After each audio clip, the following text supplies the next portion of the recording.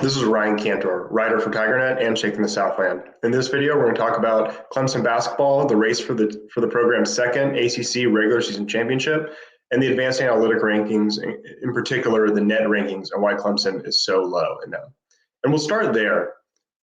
If you take a look at the net rankings, you see Virginia leads the ACC, ranking 15th nationally and number 1 in the conference. Down at 7th in the conference, 56th nationally is Clemson.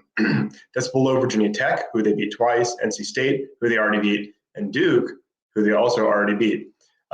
This is kind of frustrating and vexing for a lot of Clemson fans, especially those who don't understand how the net rankings work. So I reached out to Eric Haslam. He runs a very similar ranking system that uses advanced analytics. I asked him why Clemson's so low. He explained that it's more about efficiency margins than wins and losses, and sometimes a 3-point win over a mediocre team can be worse than a close loss to an elite team. And while that's frustrating for us as Clemson fans, and fans of a team that has done what they're supposed to do, which is literally win the games, and it makes sense when you know how they came up with the net ranking system. They actually did a regression, basically. So they made the rankings, and they tried a bunch of different methods, a bunch of different formulas or equations to make them. Then they used the rest of the season to end the last couple of games in the NCAA tournament. This is a couple of years ago. And they tested to see how accurate they were at predicting games. They found a model that was very accurate. So essentially, the net rankings are predicting Clemson to lose a bunch of games at the end of the year, or as the year goes on, essentially to fall apart. Which, if that's what the analytics say, that's perfectly fine for them to predict. The problem is, will that affect their seeding in the NCAA tournament and somewhat become a self-fulfilling prophecy? So I think generally speaking, the advanced analytic rankings are generally good and useful. In this case, it seems like they're a predictive ranking, which I fear will be used as a resume measurement. So that's what we have to watch out for, and that's why Clemson fans should want to see Clemson move up in those rankings.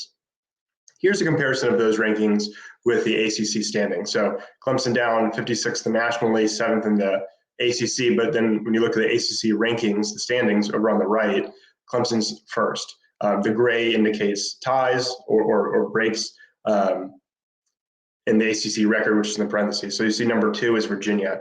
And Clemson and Virginia, really close right now. Virginia is sort of the darling of the advanced analytics and probably the favorite and Clemson's biggest competitor to actually win the regular season ACC championship. Below them, Miami, North Carolina, and Pittsburgh are all very much still in the race. If you look at Clemson's upcoming schedule, they have Florida State and Boston College upcoming. Both are on the road. Both rank very, very poorly, as you just saw in the net rankings. But Clemson's lost 7 in a row in the Donald Tucker Civic Center in Tallahassee. Hopefully they have Chase Hunter back. Probably more of a long shot, it sounds like, for Alex Hemingway to be back. But getting one of them back would be big because that's a tough game. They've got a couple decent guards, and they'll push Clemson. They just got blown out at home against Miami. So it's really a game where Clemson should be able to go on the road and win. They've struggled with Virginia Tech. They beat them twice this year. It's kind of time to throw off,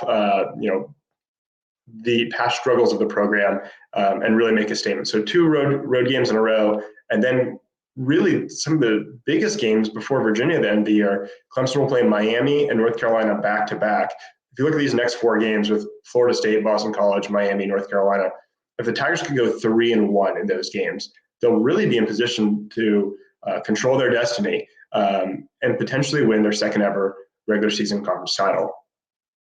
Pittsburgh's interesting. They're kind of on the fringes of in the mix. They already have a loss to Clemson, so they need Clemson to lose a handful of games because the Tigers. But if you look at their next 2 games upcoming, they've got Miami and North Carolina. So that'll go a really long way in determining who's really still in the race.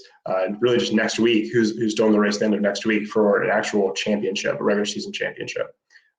So a lot of reasons to watch Clemson basketball. It's been an exciting year, and despite what the net rankings say, it looks like it could continue.